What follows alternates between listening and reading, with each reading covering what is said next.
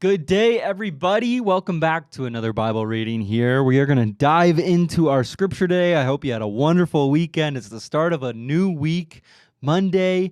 And I'm just praying that this week will be a wonderful week for you and for your family, and it will be productive, and work is just going to go fantastic. Everybody's going to have a fantastic week of work this week. All right, let's dive into our reading. We are starting off in 1 Samuel chapter 8.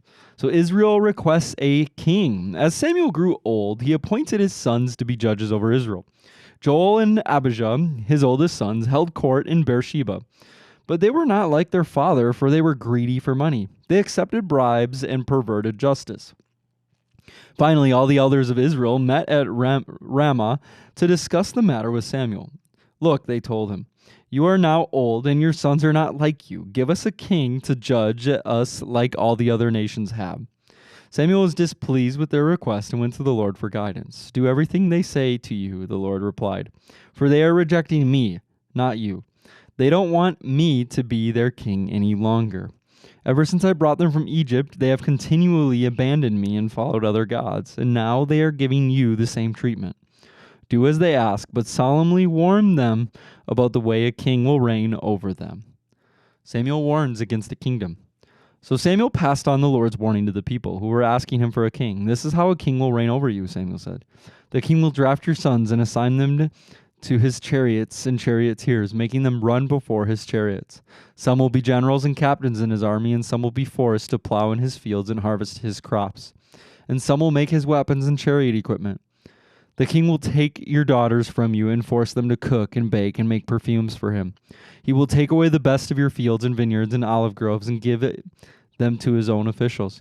He will take a tenth of your grain and your grape harvest and distribute it among his officers and attendants. He will take your male and female slaves and demand the finest of your cattle and donkeys for his own use. He will demand a tenth of your flocks, and you will be his slaves. When that day comes, you will beg for relief from this king you are demanding, but then the Lord will not help you. But the people refused to listen to Samuel's warning. Even so, we still want a king, they said. We want to be like the nations around us. Our king will judge us and lead us into battle. So Samuel repeated to the Lord what the people had said, and the Lord replied, do as they say and give them a king. And then Samuel agreed and sent the people home. Saul meets Samuel. There was a wealthy, influential man named Kish from the tribe of Benjamin. He was the son of Abiel, son of Zeror, son of Bechorath, son of Aphiath, and tribe of Benjamin. His son Saul was the most handsome man in Israel, head and shoulders taller than anyone else in the land.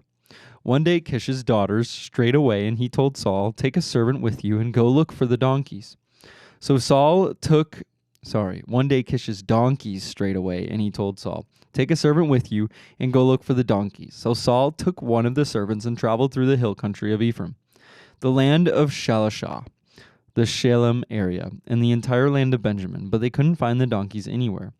Finally, they entered the region of Zuph, and Saul said to his servant, let's go home. By now my father will be more worried about us than about the donkeys. But the servant said, I've just thought of something. There is a man of God who lives here in this town. He is held in high honor by all the people because everything he says comes true. Let's go find him. Perhaps he can tell us which way to go. But we don't have anything to offer him, Saul replied. Even our food is gone, and we don't have a thing to give him. Well, the servant said, I have one small piece of silver. We can at least offer it to the man of God to see what happens. In those days, if people wanted a message from God, they would say, let's go ask the seer. For the prophets used to be called seers. All right, Saul agreed, let's try it. So they started into the town where the man of God lived. As they were climbing the hill to the town, they met some young woman coming out to draw water. So Saul and his servant asked, is the seer here today? Yes, they replied. Stay right on this road. He is at the town gates. He has just arrived to take part in a public sacrifice up by the place of worship. Hurry and catch him before he goes up there to eat. The guests won't begin eating until he arrives to bless the food. So they entered the town, and as they passed through the gates, Samuel was coming out toward them to go up to the place of worship. Now the Lord had told Samuel the previous day, about this time tomorrow I will send you a man from the land of Benjamin. Anoint him to be the leader of the people. Israel. He will rescue them from the Philistines, for I have looked down on my people in mercy and have heard their cry. And when Samuel saw Saul, the Lord said, That's the man I told you about. He will rule my people. Just then Saul approached Samuel at the gateway and asked, Can you please tell me where the seer's house is? I am the seer, Samuel replied. Go up to the place of worship ahead of me. We will eat there together, and in the morning I'll tell you what you want to know and send you on your way. And don't worry about those donkeys that were lost 3 days ago, for they have been found, and I am here to tell you that you and your family are the focus of all Israel's hopes. Saul replied, But I'm only from the tribe of Benjamin, the smallest tribe in Israel, and my family is the least important of all the families of that tribe. Why are you talking like this to me? Then Samuel brought Saul and his servants into the hall and placed them at the head of the table, honoring them above the 30 special guests. Samuel then instructed the cook to bring Saul the finest cut of meat, the piece that had been set aside for the guest of honor. So the cook brought in the meat and placed it before Saul. Go ahead and eat it, Samuel said. I was saving it for you even before I invited these others. So Saul ate with Samuel that day. When they came from the place of worship and returned to the town, Samuel took Saul up to the roof of the house and prepared a bed for him there. At daybreak the next morning, Samuel called to Saul, Get up. It's time you were on your way. So Saul got ready, and he and Samuel left the house together. When they reached the edge of town, Samuel told Saul to send his servant on ahead. And after the servant was gone, Samuel said, Stay here, for I have received a special message for you from God. All right, that's the end of chapter 9. We will save the goodies of chapter 10 for tomorrow. So then we will jump over to John chapter 6. We're going to read 22 through 42 out of chapter 6 today.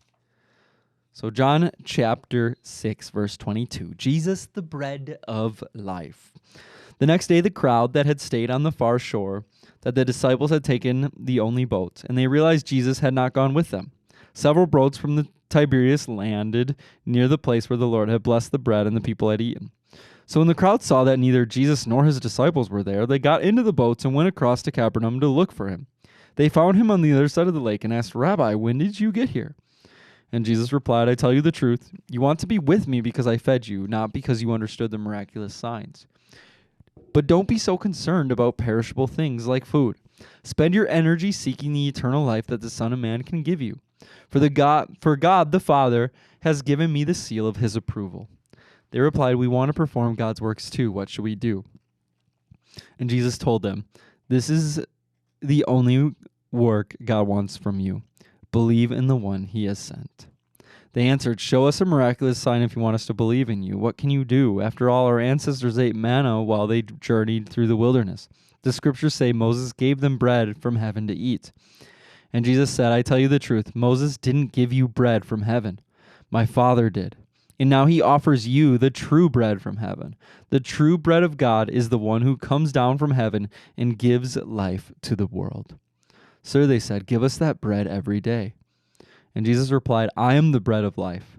Whoever comes to me will never be hungry again. Whoever believes in me will never be thirsty. But you haven't believed in me even though you have seen me. However, those the Father has given me will come to me, and I will never reject them. For I have come down from heaven to do the will of God who sent me, not to do my own will. And this is the will of God, that I should not lose even one of all of those who he has given me, but that I should raise them up at the last day. For it is my Father's will that all who see his Son and believe in him should have eternal life. I will raise them up at that last day. Verse 41 says, Then the people began to murmur in disagreement because he had said, I am the bread that came down from heaven. They said, Isn't this Jesus, the son of Joseph? We know his father and mother. How can he say, I came down from heaven? We'll pause there. We will pick up the rest of that story tomorrow. And then we will jump over to Psalm 106. Again, we are reading 32 through 48. So the rest of Psalm 106. It says, At Meribah, too, they angered the Lord, causing Moses serious trouble. They made Moses angry, and he spoke foolishly. Israel failed to destroy the nations in the land, and as the Lord had commanded them, instead they mingled among the pagans and adopted their evil customs. They worshipped their idols, which led to their downfall. They even sacrificed their sons and their daughters to the demons. They shed innocent blood, the blood of their sons and daughters, by sacrificing them to the idols of Canaan. They polluted the land with murder. They defiled themselves by their evil deeds, and their love of idols was adultery in the Lord's sight. That is why the Lord's anger burned against his people, and he abhorred his own special possession. He handed them over to the pagan nations, and they were ruled by those who hated him. Their enemies crushed them and brought them under their cruel power, and again he rescued them, but they chose to rebel against him, and they were finally destroyed by their sin. Even so, he pitied them in their distress and listened to their cries. He remembered his covenant with them, and he relented because of his unfailing love. He even caused their captors to treat them with kindness. Save us, O Lord, our God. Gather us back from among the nations so we can thank your holy name and rejoice and praise you. Praise the Lord, the God of Israel, who lives from everlasting to everlasting. Let all the people say, Amen. Praise the Lord. And last but not least, we will finish Proverbs chapter 14. It says, Godliness makes a nation great, but sin is a disgrace to any people. A king rejoices in wise servants, but is angry with those who disgrace him. All right, that's our scripture for today. Our quote from Oswald Chambers here is to take the initiative for May 10th. Take the initiative. We cannot save nor sanctify ourselves. God does that. But God will not give us good habits or character, and he will not force us to walk correctly before him. We have to do that all ourselves. To take the initiative is to make a beginning, to instruct yourself in the way you must go. 2 Peter 1:5 says, add to your faith virtue. That's a great thought there from Oswald today. And also, I want to turn back to that, the way that psalm ended in Psalm 106, right? So we just pretty much, if we go back the last few days, we recounted this story of Israel. We recounted, how they were saved, how they were set free in Egypt, how they made mistakes, how they continued to rebel, how they fell into idolatry, how they were saved again, how they fell again, and back and forth. And, then we read this, those 10 verses or so at the end. We see the mercy of the Lord. We see the Lord's compassion. We see the Lord's forgiveness. And then we hear this cry. It says, save us, O Lord our God. Gather us back from among the nations so that we can thank your holy name and rejoice and praise you. Praise the Lord, the God of Israel, who lives from everlasting to everlasting. Let all the people say amen. Praise the Lord. I think this is a great psalm for us to think about, especially in the reference point of, okay, now Jesus has died for our sins, right? We are no longer on this sacrificial system. We're no longer on this system of, I sinned, I need to go and sacrifice to pay, or I sinned, I rebelled, now I need to go to the Lord and regain my standing, my cleanliness before the Lord. We have Jesus who died for our sins once and for all. But there is this act of repentance that we are supposed to walk through. There's this act of sanctification which we are supposed to walk through, where we are becoming more like Jesus. So that's the goal, is to live like Jesus and to lose our sin nature with the help of the Holy Spirit. But there's this cry, there's this idea that the Lord has mercy, and we can react to the Lord's mercy in one of two ways. I think the first way that we can react, and the way that we choose, probably not consciously, but the way that we choose above all else, is to grow cold to it. We grow numb to the Lord's mercy. We repent of our sins, and when we come to Jesus, but then over the course of time, it becomes less and less of an importance. It becomes less and less of an owner. The sin in our life, whether we think it's bad or not, it just continues to kind of mingle, and we allow it to live, and we allow it to fester, and we grow cold to the fact that despite the fact, while we were yet sinners, even though we were going to continue to sin, Jesus died for us. We just live in that numbness. We take advantage of the grace and the mercy of the Lord.